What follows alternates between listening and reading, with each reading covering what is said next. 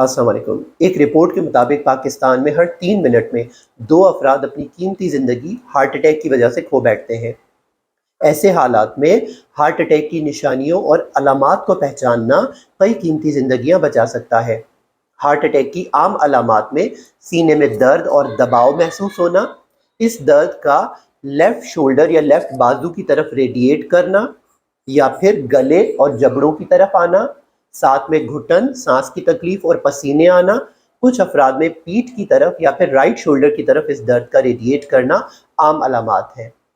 اس کے ساتھ ساتھ کچھ خاص علامات یا ایٹیپیکل علامات جیسے شدید قسم کی اچانک لاحق ہونے والی کمزوری، ساتھ میں گھٹن کا احساس، پسینے آنا، چکر آنا یا پھر کچھ افراد میں بے ہوش ہو جانا بھی شامل ہے۔